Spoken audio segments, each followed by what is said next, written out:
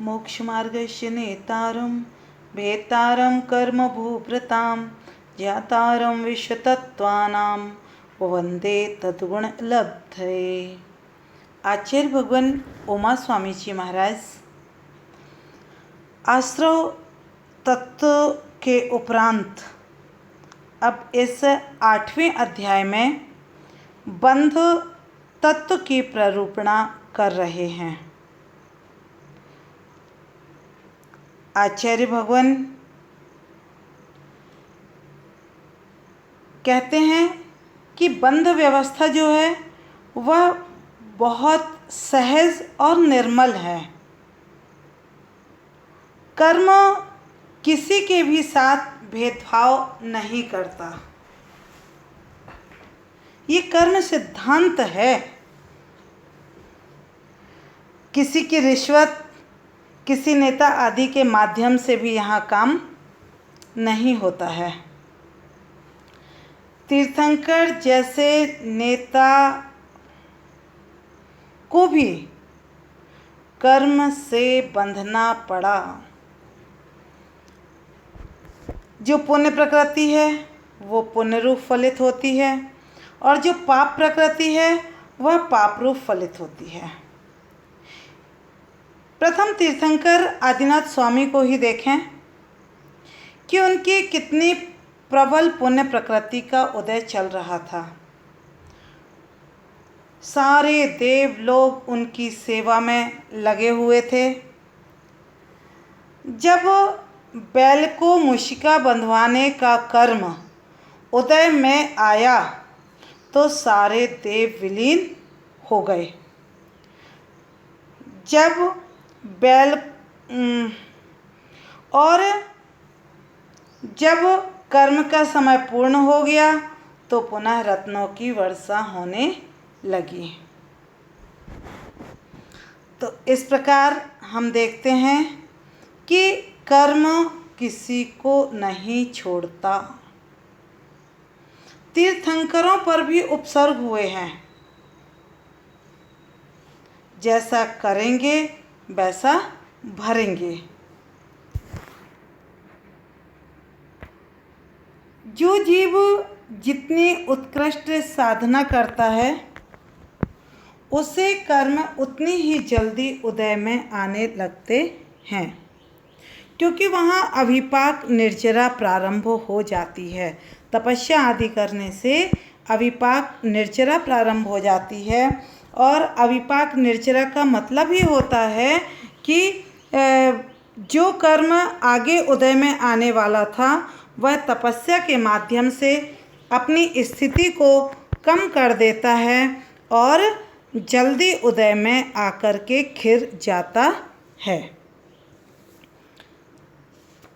हमारी साधना का उद्देश्य यही है कि मेरे कर्मों का क्षय हो जाए, क्योंकि अभी मेरे पास सामर्थ्य है, विवेक है।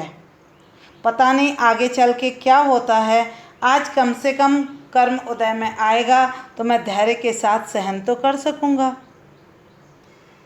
जब भी कर्मोदय आए तो धैर्य के साथ सहन करना। जैसे जीव सम्मान में मुस्कुराता है वैसे ही अपमान में भी मुस्कुराने लग जाए।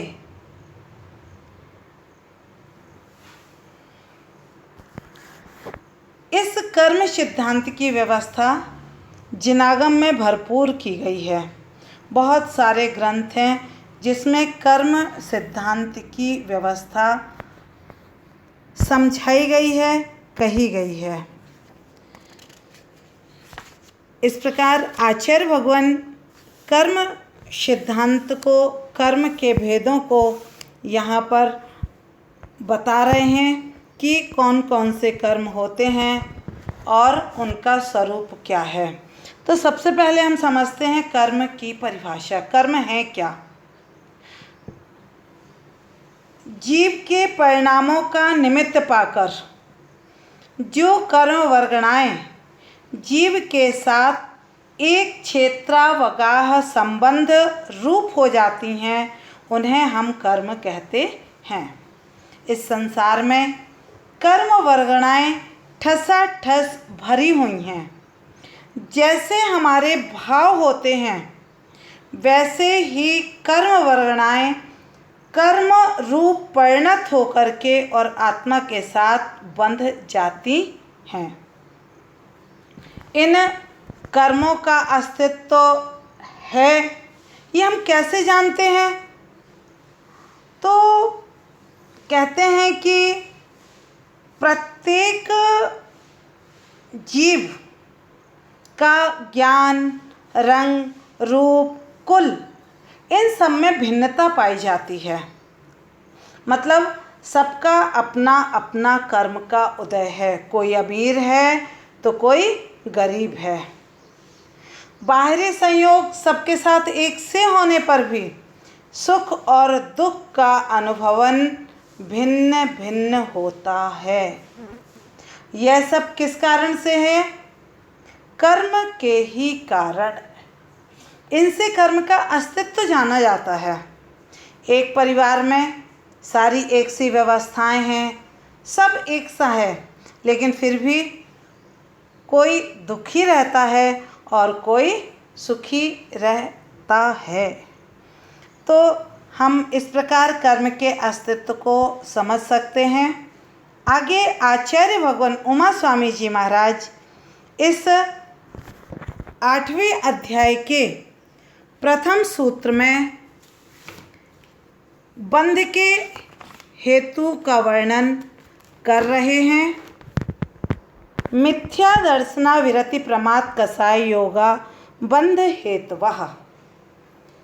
मिथ्या दर्शन, मिथ्या दर्शन का मतलब होता है अतत्व श्रद्धान।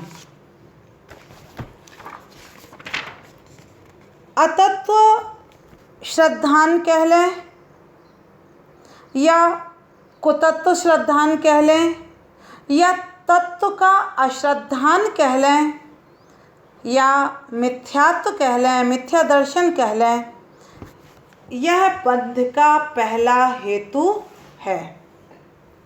दूसरा हेतु है अविरति। अविरति का मतलब है विषयों में लीनता। इंद्रिय विषयों व प्राणी हिंसा का त्याग न होना, यह अविरति है।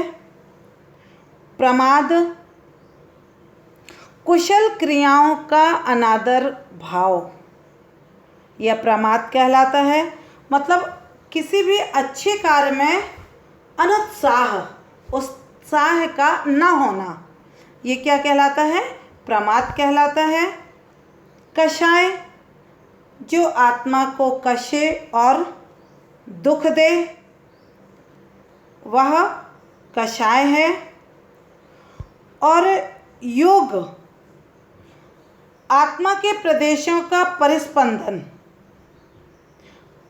मन वचन काय की चंचलता अथवा कर्म आकर्षण की आत्मशक्ति, ये क्या कहलाएगी? योग कहलाएगा। अब इनके बारे में हम थोड़ा थोड़ा देखते हैं डिटेल। मिथ्या दर्शन यानी कि अतत्व श्रद्धान, यह मिथ्या दर्शन दो प्रकार का होता है, एक अग्रहित और दूसरा ग्रहित। इसमें जो अग्रहित मिथ्या दर्शन है यह स्वाभाविक रूप से उत्पन्न होता है। अग्रहित मतलब जो किसी से ग्रहण नहीं किया गया है, स्वाभाविक है, वह अग्रहित है। और दूसरा भेद है इसका ग्रहित। ग्रहित का मतलब होता है पर उपदेश पूर्वक, दूसरे के उपदेश पूर्वक जो होता है वह ग्रहित मिथ्या दर्शन कहा जाता है। इस ग्रहित मिथ्या दर्शन के भी 5 भेद कहे हैं। एकांत, विपरीत, संशय, विनय, अज्ञान। जैसे कि हम आलोचना पाठ आदि में पढ़ते हैं, विपरीत एकांत विनय के, संशय अज्ञान को नय के। ये सारे के सारे 5 गृहीत मिथ्यात्व के भेद हैं। एकांत नय को मिथ्या कहा है। किसी भी बात को हम एकांत से पकड़ के बैठें तो वह भी मिथ्यात्व होगा, क्योंकि जैन दर्शन तो अनेकांत धर्म वाला है और शैववाद उसकी कथन की शैली है।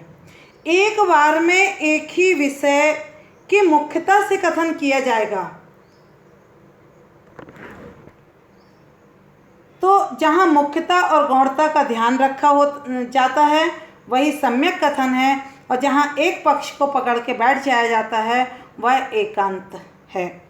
विपरीत श्रद्धान कर लेना किसी के उपदेश के द्वारा, या संशय होना, पता नहीं स्वर्ग मोक्ष है कि नहीं है, मन में एक संशय, किसने देखा, तो ये संशय मिथ्यात्व है। विनय, सभी की एक सी विनय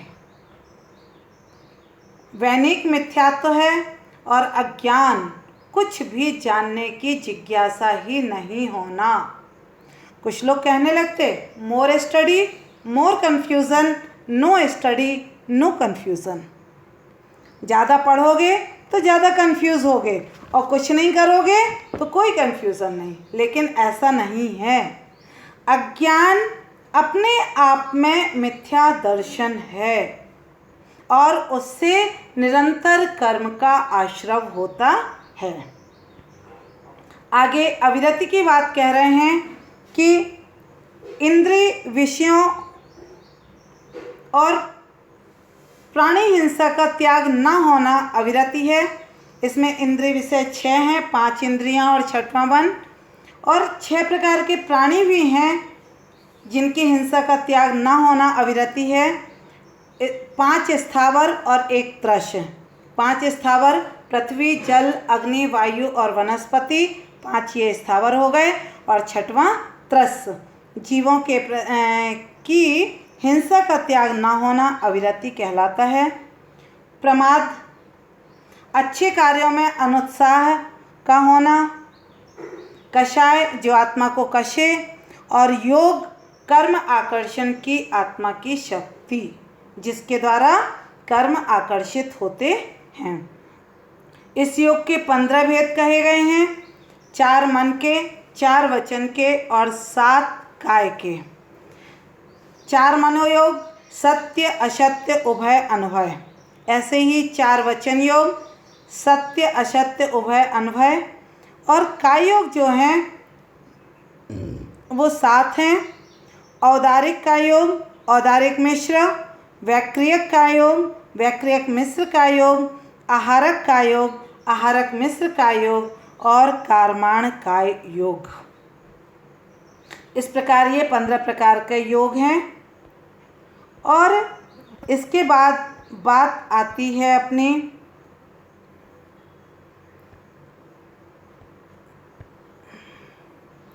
कि बंध की परिभाषा क्या है, बंध किसे कहते हैं, क्या होता है बंध। आचार्य भगवान उमा स्वामी जी दूसरा सूत्र दे रहे हैं, सकसायत्वात् जीवः कर्मणो योग ज्ञान पुद्गला न दत्ते स बंधः। कसाय सहित होने से जीव कर्म के योग्य पुद्गलों को ग्रहण करता है, वह बंध है। जब जीव कसाय से सहित होगा तो कर्म वर्गणाओं को ग्रहण करेगा, और ग्रहण जब वो करेगा आश्रव होगा, और आश्रव के बाद वो आत्मा के साथ एक क्षेत्रावगाह रूप बंध जाएंगे। इसके बाद आचार्य भगवान तीसरा सूत्र कह रहे हैं, प्रकृति स्थित्यनुभव प्रदेशास्तद्विधयः। ये कर्मों का बंध जो है 4 प्रकार से होता है। इसके 4 भेद हैं, प्रकृति बंध, स्थिति बंध, अनुभव बंध और प्रदेश बंध। बंध क्या है, किसका होता है, मतलब बंध हो रहा है जो, वह किसका बंध हो रहा है, तो पुद्गल का, योग्य कारमान वर्गणाओं का बंध हो रहा है। और किससे होगा? जो जीव कसाय से सहित होगा, मतलब संसारी मूर्तिक जीव जो है इनको ही बंध होगा। और कब से हो रहा है? ये अनादि काल से हो रहा है। ये एक बहुत अच्छा कर्म बंध का चक्र आपके सामने प्रस्तुत किया जा रहा है कि कोई भी जीव भाव कर्म करता है, मतलब मोह राग द्वेष आदि उसकी आत्मा में होते हैं। जब वह ये भाव कर्म करता है तो उसके नवीन द्रव्य कर्म का बंध होता है। और जब नवीन द्रव्य कर्म का बंध होता है तो फिर जो पूर्व में बंधा हुआ कर्म है उसका उदय आता है। और जब कर्म का उदय आता है तो जीव पुनः राग द्वेष मोह आदि करने लगता है। इस प्रकार से यह कर्म बंध का चक्र अनादि काल से चल रहा है। लेकिन यहाँ पर जीव कर्म के मंद उदय में पुरुषार्थ से इस चक्र को रोक भी सकता है। भाव कर्म यानी अपने मोह राग द्वेष आदि में यदि वो ब्रेक लगा ले, इनमें यदि वो कंट्रोल कर ले, बुद्धिपूर्वक इनको रोक ले, तो धीरे धीरे क्या कर लेगा? अपने पुरुषार्थ के माध्यम से जो अनादि काल से कर्म बंध का चक्र चल रहा है, इस कर्म बंध के चक्र को रोक सकता है। तो इस प्रकार हमने 4 प्रकार के कर्मबंध देखे थे। तीसरे सूत्र में प्रकृति का मतलब होता है स्वभाव। कर्म का जो स्वभाव है वह प्रकृति बंध है। कर्म परमाणुओं की जो संख्या है वह प्रदेश बंध है। और वह कर्म आत्मा के साथ कितने समय तक रहेगा, मतलब उसकी आबाधा काल जो है वह उसकी स्थिति है। हमने जैसे आज कोई कर्म का बंध किया अपने भावों के माध्यम से, अब वह कर्म कितने समय तक के लिए बंधा है, कितने समय के बाद वह उदय में आएगा, वह उसकी स्थिति कहलाती है। और अनुभाग का मतलब होता है कर्म के आत्मा को फल देने की शक्ति। फलदान शक्ति जो है वह अनुभाग बंध कहलाता है। इसमें प्रकृति और प्रदेश बंध योग से होते हैं और स्थिति और अनुभाग बंध कसाय से होते हैं। जोगा पैडी पदेशा ठिधि अनुभागा कसाय 2 होंती। आगे आचार्य भगवान समझा रहे हैं द्रव्य कर्म भाव कर्म में निमित्त और उपादान।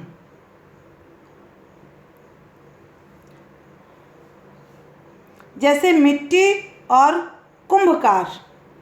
कुंभकार मिट्टी को, कुंभकार निमित्त है जो कि मिट्टी को घट रूप में परिवर्तित करता है। मिट्टी के अंदर उपादान शक्ति है जिसके कारण वह घट रूप परिणत होती है। लेकिन उस घट रूप परिणत होने में कुंभकार एक निमित्त रूप में होता है।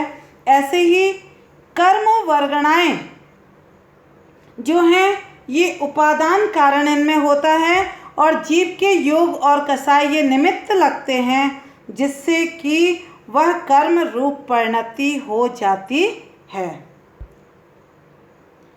शेष आगे। जय जिनेंद्र।